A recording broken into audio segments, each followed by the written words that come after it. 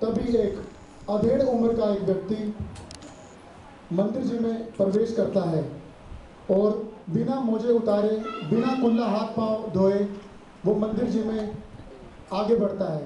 आइए देखते हैं नाटक का प्रथम दृश्य। जय जिनेंद्र भाई साहब। भाई साहब, मैं कह रहा था कि आपने जुराबे तो उतारी नहीं, ना ही हाथ पांव धोए और ना ही कुल्ला किया। कहीं आप भूल तो नहीं गए? हाँ भाई, भूलना तो वो है जिसमें याद हो। मैं तो रोज जिन मंदिर में जाऊँ और के नहाना धोना, ये तो नहा धो के घर तक आना रहूँ। ये देख के साफ सुथरे लगते हैं। क्या आप हर रोज यूं ही मंदिर जी में जाते हैं, बिना जुराबे उतारे, बिना हाथ पांव मुंह शुद्ध किए? हाँ, तो इस मंदिर से बनने वाले की बात है। मैं तो 20 साल से मंदिर आ रहा हूँ और इसी तरह मंदिर जाता हूँ और आज तक तो मुझे किसी ने रोका नहीं। अब पीछे हट जा, मुझे मंदिर जाने दे। भाई साहब, जिन मंदिर तो संसार की सबसे पवित्र जगह है। यहाँ की पवित्रता को बनाए रखना हम सब श्रावकों का परम कर्तव्य है। जितना अधिक पवित्रता का ध्यान रखा जाएगा, उतने ही अधिक अतिशय यहाँ पर होंगे। जिनदेव, शास्त्र, गुरु और मंदिर जी की सामग्री के अतिरिक्त और कुछ भी पवित्र नहीं होता।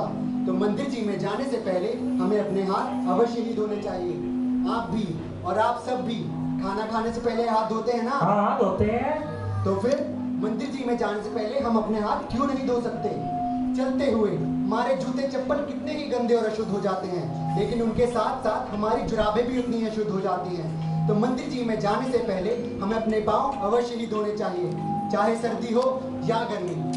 हमारे मुख में हर समय सूक्ष्म जीवाणु की उपस्थिति व उत्पत्ति होती रहती है।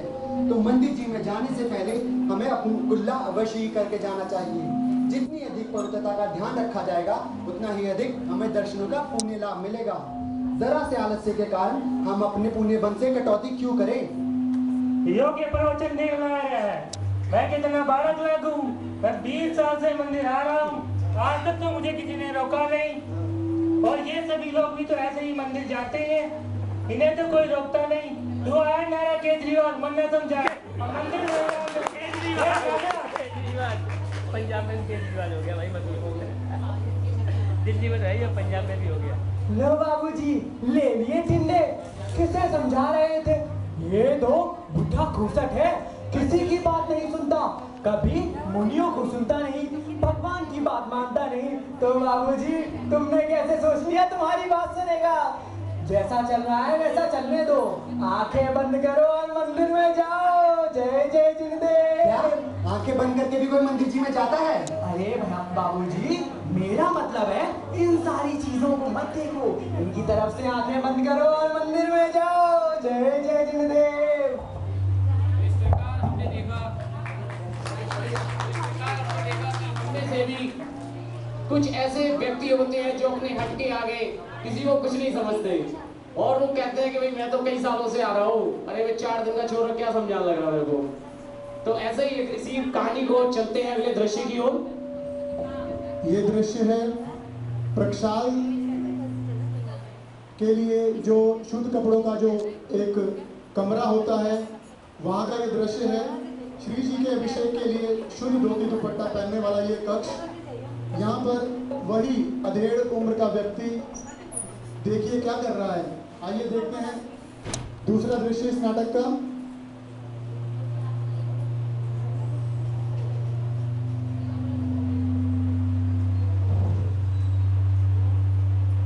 भाई साहब, जय जिनेंद्र। जय जिनेंद्र भाई साहब। भाई साहब, कहना तो नहीं चाहता पर कहना पड़ रहा है। क्या कर रहे हैं आप? नहाने की बात तो दूर, आपने तो घर से आए हुए ये वस्त्र भी नहीं उतारे, इसके ऊपर ही शुद्ध धोती दुपट्टा लपेटने लगे।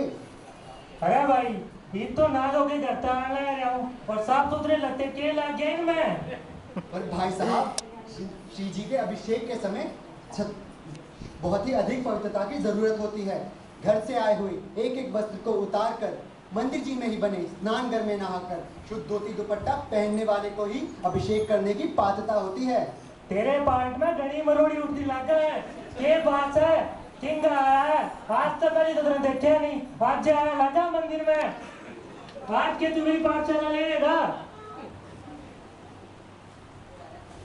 अरे ओ बाबूजी, इतनी ठंड में सवेरे सवेरे चाय की तरह क्यों बन रहे हो? तू तो जाके अपनी चाय उबाल। अभिषेक और पूजा के बाद मुझे ये चाय तैयार चाहिए, नहीं तो तेरी क्लास ले लूंगा मैं। भाई साहब, आपको ऐसे तो समझ नहीं आया। चलो आपको एक साधारण से उदाहरण से समझाने की कोशिश करता हूँ। आप सर्जन डॉक्टर को तो जानते ही होंगे। हाँ जानते हैं। तो फिर जब एक सर्जन डॉक्टर ऑपरेशन थिएटर में ऑपरेशन करने जाता है तो उससे पहले वो जितने भी अच्छे कपड़े पहन के आया हो, वो फिर भी स्टरलाइज कपड़े पहन के ही ऑपरेशन थिएटर में जाता है।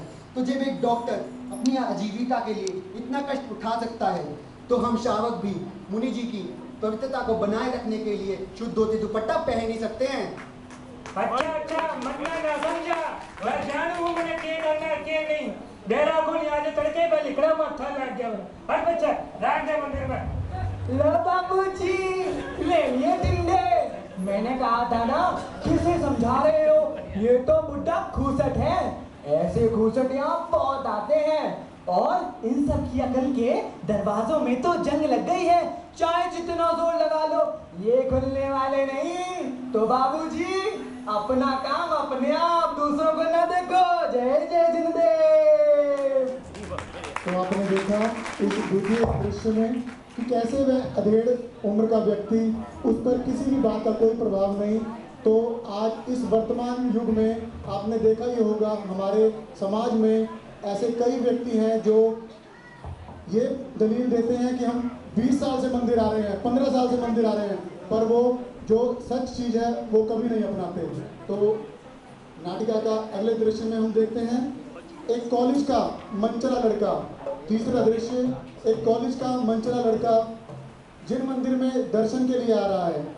आइए देखते हैं वो क्या फरियाद लेकर आ रहा है।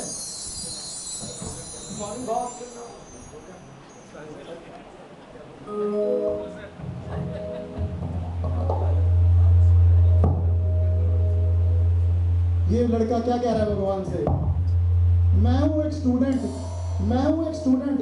झुक नहीं सकता क्योंकि टाइट है मेरी पैंट। मैं हूँ एक स्टूडेंट, झुक नहीं सकता क्योंकि टाइट है मेरी पैंट। टाइट है मेरी पैंट, शरीर मेरा जाम है। टाइट है मेरी पैंट, शरीर मेरा जाम है। इसीलिए प्रभु तुम्हें स्टैंडिंग में ही प्रणाम है। इसीलिए प्रभु तुम्हें स्टैंडिंग में ही प्रणाम है। हे प्रभु, आप तो अंतर्यामी हो, सब जानते हो कि मैं क्रिकेट का कितना बड़ा फैन हूँ। और मेरे एग्जाम सर पर है और ऊपर से ये वर्ल्ड कप चालू है। मुझे समझ नहीं आता कि मैं पढ़ाई करूं या क्रिकेट देखूं। वैसे तो सच यह है भगवान, पूरे वर्ष मैंने किताबों को हाथ तक नहीं लगाया। ऐसी विकट समस्या में आप ही तारनहार हो। मेरी बस एक विनती स्वीकार कर लो प्रभु। क्या विनती है इनकी, सुनिए। तेरे 5 हुए कल्याण प्रभु, तेरे 5 हुए कल्याण प्रभु। एक बार मेरा कल्याण कर दे। तेरे 5 हुए कल्याण प्रभु, एक बार मेरा कल्याण कर दे। अंतर्यामी प्रभु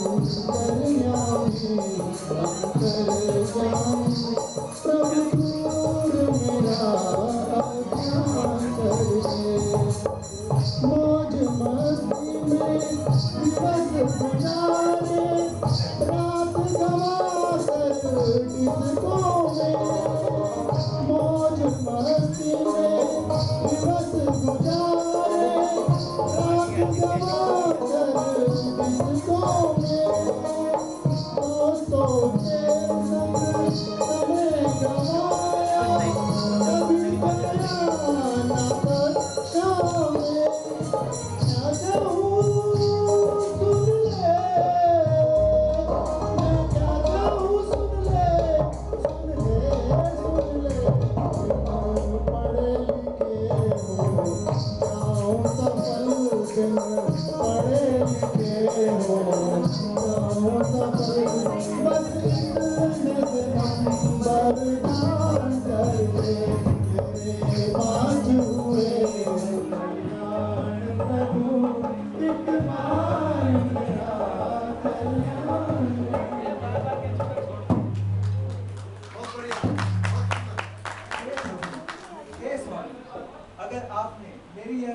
स्वीकार कर ली और मैं पास हो गया तो आपको एक नारियल चढ़ाने आऊंगा भगवान। हाँ भैया, पहली बार मंदिर आए हो क्या जो भगवान को ही रिश्वत देने चले? क्या भैया, पहली बार मंदिर आए हो क्या जो जिन गुरुदेव को ही रिश्वत देने चले? अरे तुम्हारी ऐसा कहने की हिम्मत कैसे हुई? तुम तो यहाँ के कर्मचारी हो, जाओ अपनी औकात में रहो और अपना काम करो। लो भाइयों, देखो ये लड़का तो मुझे मेरी औकात बताकर चला गया, लेकिन शायद इसको इसकी औकात मालूम नहीं है। ये जब एग्जाम में बुरी तरह फेल होगा तब इसे इसकी औकात मालूम पड़ेगी। क्योंकि आप ही बताइए, आज तक भला कभी कोई बिना पढ़े भी एग्जाम में पास हुआ है क्या? नहीं ना। पर हमें क्या, जय जय जिनदेव। आपके सामने आज इस वर्तमान युग में हमारे सामने ऐसी घटनाएं हो रही हैं। अभी आगे आगे देखिए, नाटक जैसे बढ़ती होती और जाएगा तो क्या क्या होता है। अब कॉलेज बॉय के जाने के बाद इस शहर के नामी ग्रामी एक सेठ रही सेठ जिनका नाम है मांगेलाल, मंदिर जी में दर्शन के लिए आ रहे हैं। क्या मांग रहे हैं भैया, देखें हम भी मांगेलाल जी।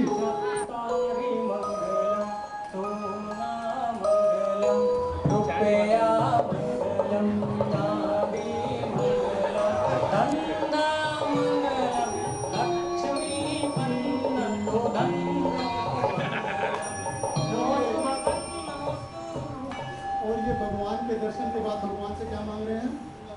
भगवान मेरे भगवान मेरा काम ना चले, भगवान मेरे भगवान मेरा काम ना चले, पड़ोसी की बढ़ती देख देख मेरा दिल है जले, भगवान मेरे भगवान मेरा काम ना चले, भगवान मेरे भगवान मेरा काम ना चले। आगे हो गया कैसा भगवान को? लो भैया, मैं बड़ा संतोषी हूँ भगवान, मैं बड़ा संतोषी हूँ गाड़ी, मैं दो ही रखता हूँ गाड़ी, मैं दो ही रखता हूँ, पर राम लाल की चार गाड़ियाँ मेरी आँखों में चले, भगवान मेरे भगवान।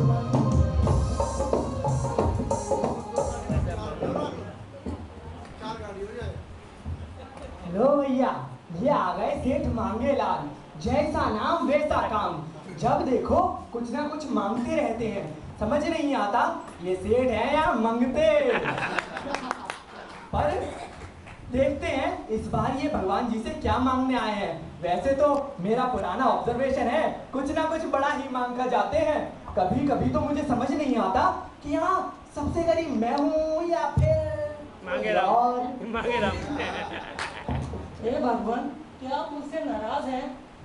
तो फिर मेरे व्यापार में बाधा क्यों डाल रहे हैं? मेरा धंधा तो कुछ भी नहीं चल रहा भगवान। मैं अपनी कमाई से, अपनी खून पसीने की कमाई से तुम्हें रोज महंगे।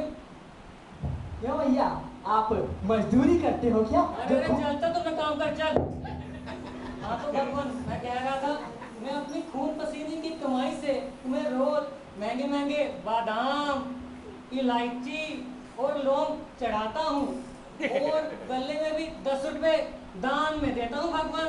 दान में देखो भगवान, मेरा काम चला दो तो मैं तुम्हें रोज महंगी महंगी सामग्री दूंगा।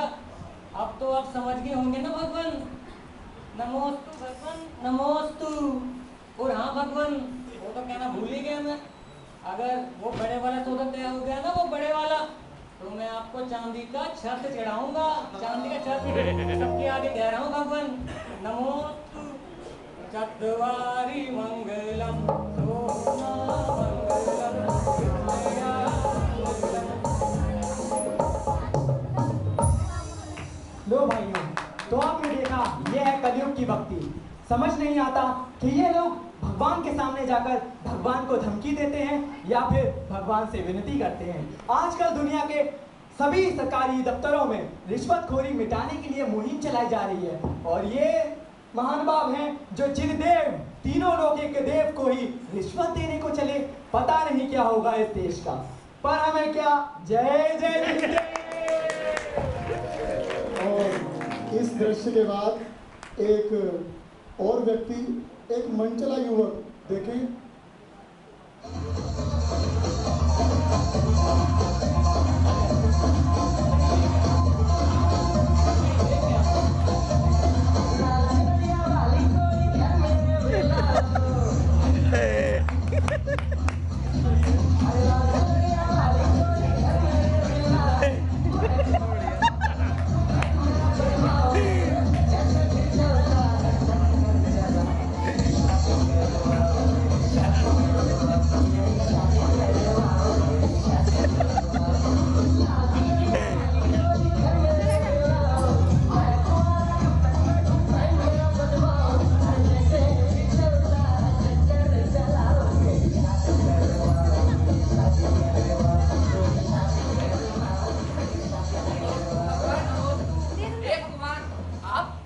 मैं आपके दर्शन को रोज को आता हूँ। तुम तो जग के पानहारा हो।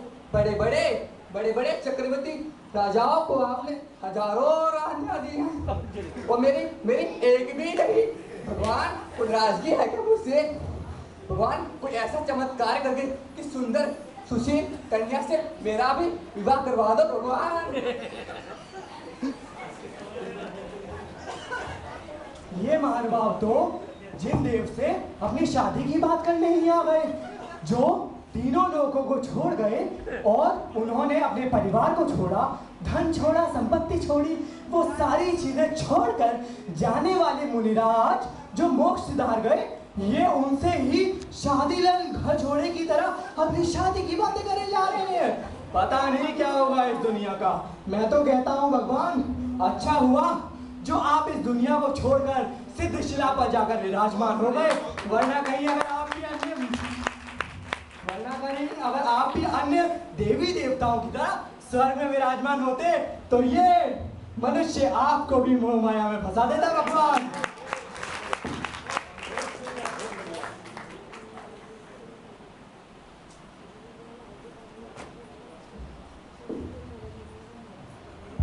तो इस तरह आप सभी लोगों ने देखा कि किस तरह आज कलयुग में भक्ति की जा रही है।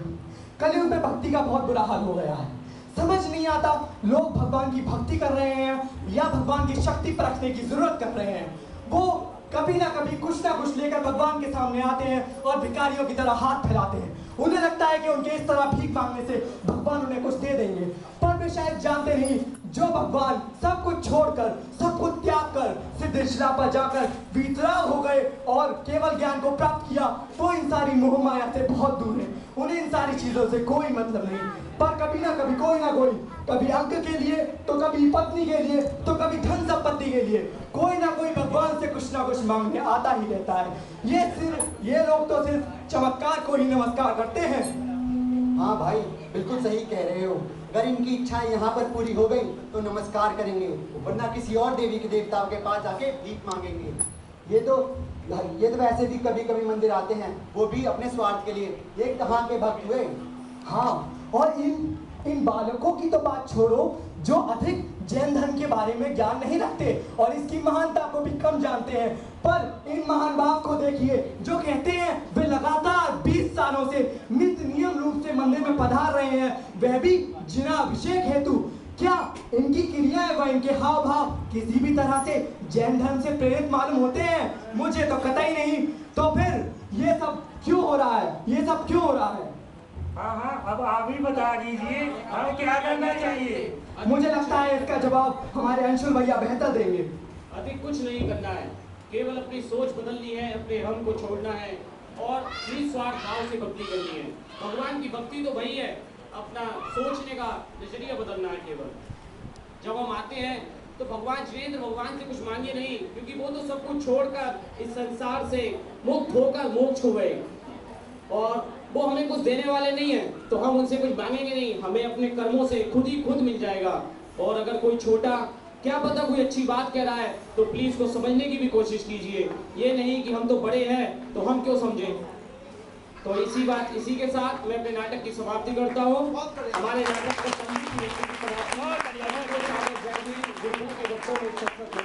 और सभी यहाँ की कमेटी का बहुत बहुत धन्यवाद।